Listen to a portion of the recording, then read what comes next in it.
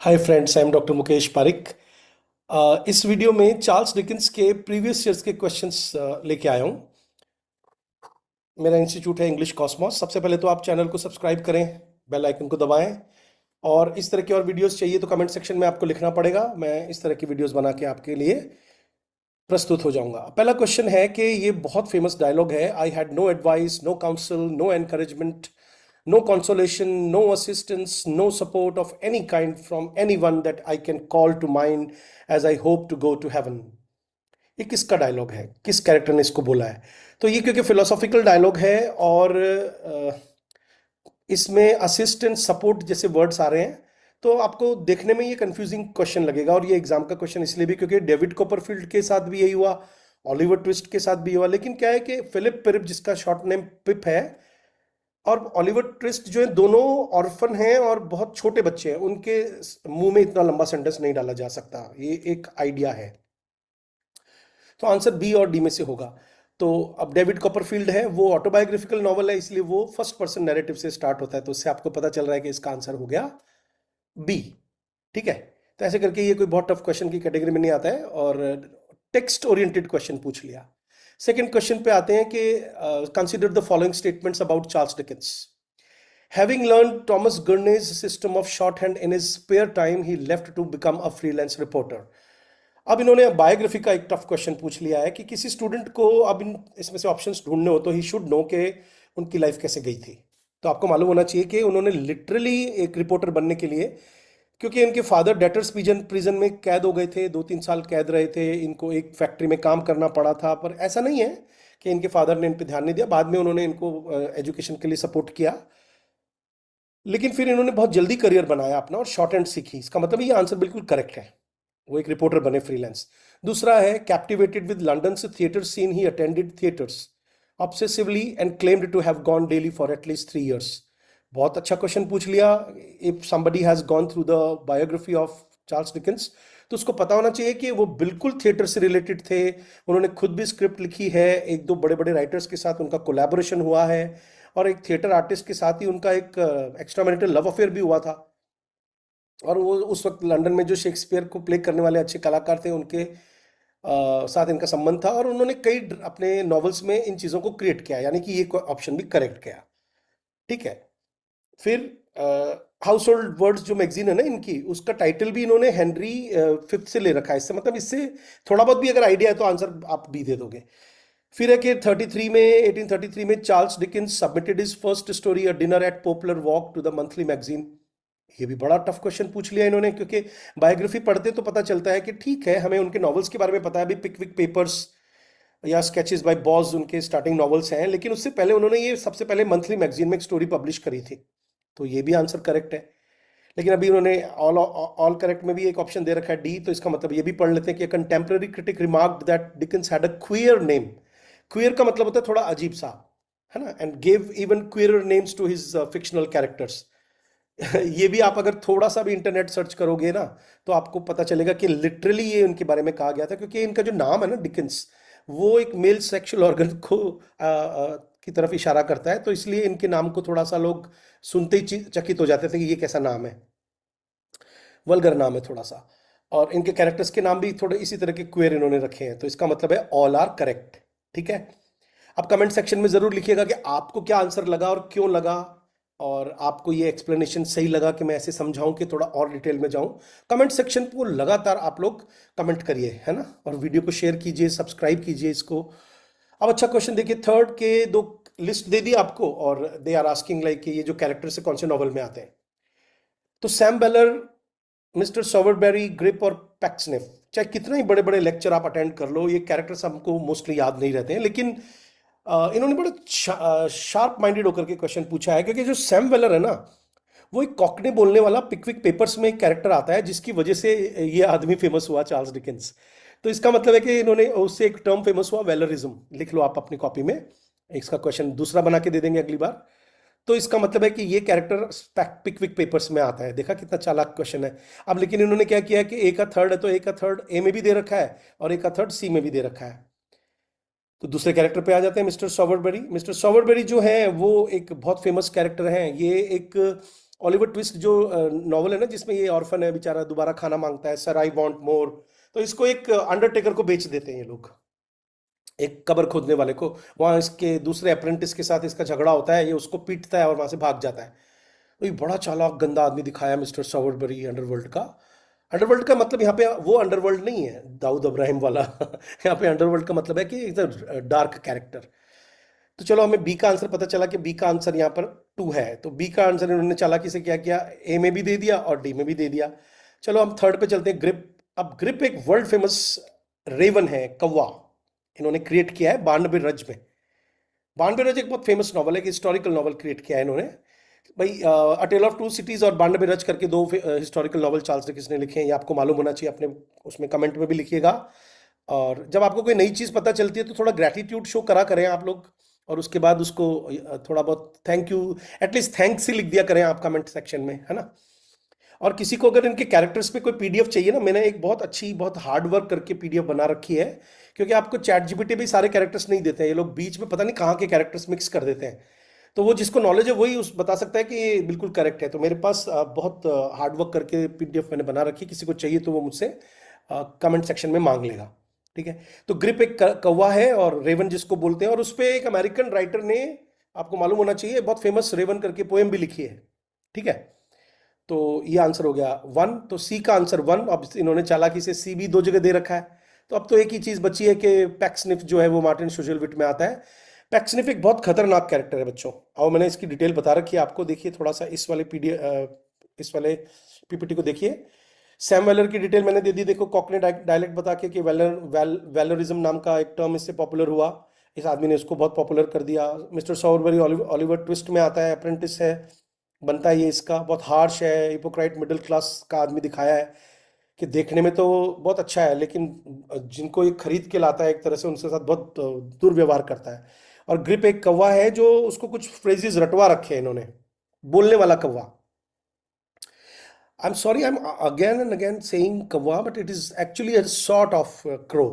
तो never say die इसका famous वो है, और ये सिंबलाइज करता है फोर बोर्डिंग को, मतलब इस नॉवल में जो भी कुछ होने वाला होता है तो ये कौवे को पहले पता चलता है, और एक थोड़ा गॉथिक टच दिया है। और पैक्सनिफ जो मैं बता रहा था कि इन्होंने एक बहुत ही सेल्फिश और हिपोक्रिटिकल कैरेक्टर क्रिएट किया है, जो देखने में तो बहुत ही मॉरली अपराइट लगता है, लेकिन विक्टोरियन एज के अंदर ये जो फॉल्स वर्च्यू शो करने वाले लोग हैं ना, उनको क्रिएट किया है। तो इसका मतलब है कि इस क्वेश्चन का आंसर क्या हो गया, आप देखिए अब, कि ए का 3, देखो सैम वेलर का पिकविक पेपर हो गया, मिस्टर सॉवरबरी आ गया, ऑलिवर ट्विस्ट यानी 2, ग्रिप जो है 92 रज में, और पैक्सनिफ है 4th में, इसका मतलब इसका आंसर ए है।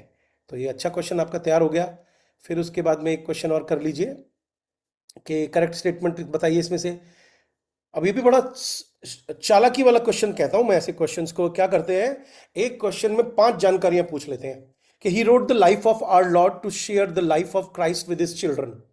तो आपको मालूम होना चाहिए कि चार्ल्स डिकेंस एंग्लिकन चर्च के बहुत बड़े फैन थे, भले वो विक्टोरियन एज के अंदर मॉरली अपराइट लोगों को क्रिटिसाइज कर रहे हो, उनका खुद का एक्स्ट्रा मैरिटल अफेयर हुआ हो उन्होंने, लेकिन उन्होंने जिंदगी में जो बहुत ही गंदा समाज देखा है, कि बच्चों के साथ कितना दुर्व्यवहार करते हैं, इंग्लैंड की जो एक विनियर है सोसाइटी की, उसको ये उघाड़ के रख देते हैं।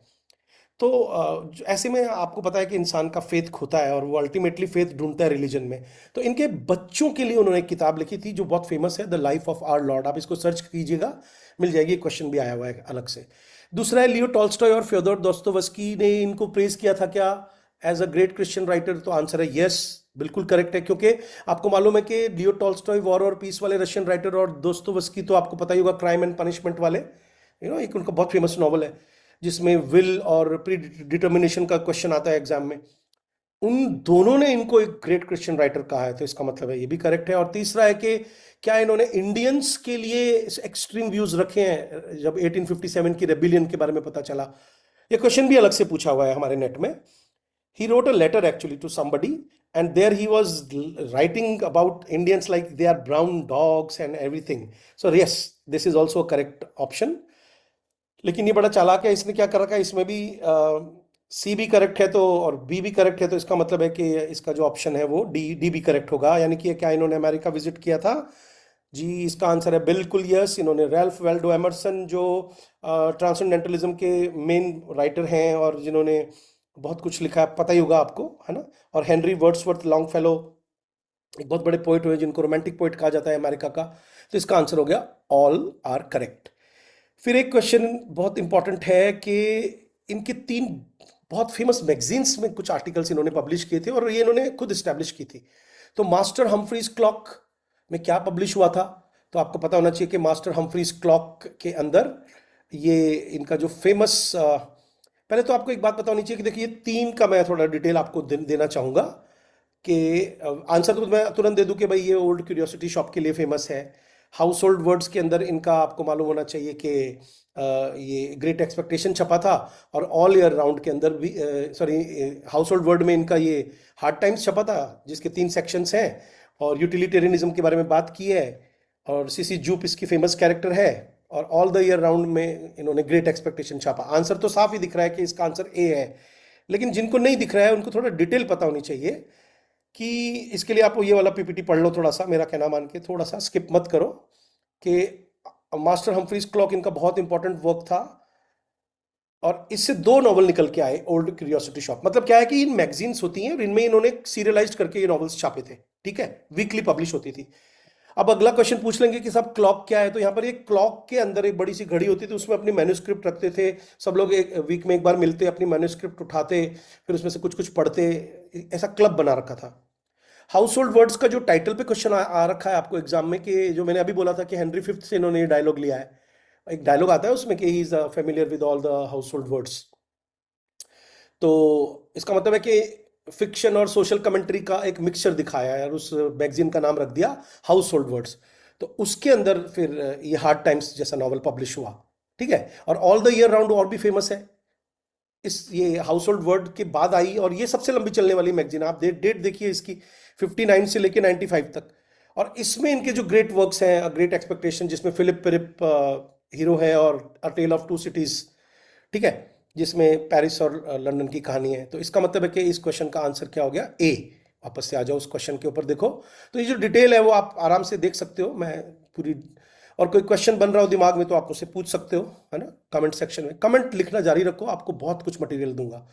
फिर एक क्वेश्चन बहुत इंपॉर्टेंट है, 3 से 4 बार एग्जाम में आया है कि इसमें से कौन इनका इलस्ट्रेटर नहीं है। तो आपको पता है कि चार्ल्स डिकिंस के नॉवेल्स के सीन्स को बीच बीच में कार्टून की तरह कैरिकेचर करके बनाने वालों को इंग्लिश में इलस्ट्रेटर्स बोलते हैं। इसका एक क्वेश्चन है कि तो जो जॉर्ज क्रुइक्संक है, हैवलॉट नाइट ब्राउन है जिसको फिज बोलते हैं, जॉन लीच है, तीनों ही थे। और ये विलियम मैकबीज टैकरे सबको पता है, इन्होंने वो वैनिटी फेयर लिखा है, तो ये एक बहुत बड़े, इनके बाद सेकंड नंबर पर आने वाले राइटर हैं सोशल रियलिज्म और आयरनी को दिखाने के लिए, ठीक है। तो ये भी एक अच्छा क्वेश्चन था। फिर एक अच्छा क्वेश्चन है, आप इसको अपने आप ही कर सकते हो, कि it was the best of times, it was the worst of times. ये आपको पता है अ टेल ऑफ टू सिटीज की का पहला जो पैराग्राफ है उसमें से लिया है इन्होंने। लेकिन अब की बार ये चालाकी कर सकते हैं कि इसलिए मैंने मतलब देखिए इन्होंने सेकंड क्वेश्चन में से सेकंड लाइन में से पूछ लिया कि it was the age of, तो इसका आंसर है wisdom, it was the age of foolishness. तो सारी कंट्रास्टिंग और ऑक्सीमोरोनिक एंटीथेसिस चीजें दिखा दी इसमें। और कई क्वेश्चंस बन रहे हैं क्योंकि आप देखिए कि लॉन्ग सेंटेंस है और इसमें ये क्लॉजेस दे रखे हैं, तो ये एंटीथेटिकल है। अब इसमें ये फिगर ऑफ स्पीच का क्वेश्चन पूछ सकते हैं। इसके अलावा इनके इसमें एनाफोरा एक टर्म है, तो आप चेक करिए इंटरनेट पे और मुझे बताइए मैंने गलत बताया कि सही, कि क्या इसमें एंटीथेसिस है, एनाफोरा है, ऑक्सीमोरॉन है। मतलब एक तो साधारण क्वेश्चन बन रहा है कि भाई डायलॉग दे दिया, देखो मैंने आगे डायलॉग भी दिया है पूरा, ये जो कोटेशन है कि it was the best of times, it was the worst of times, it was the age of wisdom, it was the age of foolishness. तो इसको पूरी को याद रखोगे तो वो कहीं से भी क्वेश्चन पूछ सकते हैं आपको, ठीक है। फिर आपको एक और लास्ट क्वेश्चन दे देता हूं जो बहुत फेमस है, कि क्या कैथी एकर ने ग्रेट एक्सपेक्टेशन का पोस्ट मॉडर्न फेमिनिस्ट रीराइटिंग किया है? आंसर है यस। क्या हॉली फर्न्यूक्स ने चार्ल्स डिकिंस के वर्क्स के अंदर होमोसेक्सुअल या क्वियर डिजायर दिखाई है, जिसको नॉर्मेटिव फैमिलीज बोलते हैं? ये आप थोड़ा रिसर्च करोगे तो आपको पता चलेगा, यस दिस इज करेक्ट। क्या आपको लगता है कि ओरिएंटलिज्म बुक लिखने वाले post colonial critic Edward Said ने ग्रेट एक्सपेक्टेशंस के अंदर जो कॉलोनियल वेल्थ है जिसको इन्होंने ब्लैक मनी माना है उसकी तारीफ की है, कि मैगविच जो आदमी विलेन है वही तो फिलिप पिरिप को एक जेंटलमैन बना रहा है और उसकी इनकम को तुम बैड कैसे कह रहे हो? तो he has put a question mark on that from a post colonial angle, ये भी सही है। और एक आपको मालूम होना चाहिए कि अब यहाँ पे आपको 100% कमेंट सेक्शन में लिखना ही पड़ेगा कि ये हैंडफुल ऑफ डस्ट किसका लिखा हुआ नॉवल है। ये 20th सेंचुरी का बहुत फेमस नॉवल है। इसमें एक फेमस कैरेक्टर आता है टोनी लास्ट, इसको कैप्टिव कर लेते हैं और इससे चार्ल्स डिकेंस पढ़वाते हैं, ठीक है। और उस पर इन्होंने एक अलग से एक चैप्टर लिखा है, उसका नाम आप कमेंट सेक्शन में लिखें। थोड़ा हेल्प करें, थोड़ा सा अपनी हेल्प करें, मेरे कमेंट सेक्शन में लिखोगी तो आपको याद रहेगा, इंटरेक्शन बढ़ेगा आपका टीचर का और आपका। तो फिर हम क्या बोले बताओ, इसका आंसर क्या हो गया? ऑल आर करेक्ट, ठीक है। तो देखिए मैंने इतने सारे क्वेश्चंस दिए आपको, आपको कैसा लग रहा है? मेरा नाम डॉक्टर मुकेश पारिक है। सब्सक्राइब करें इसको, शेयर करें, कुछ ना कुछ कमेंट जरूर लिखें। Thank you very much.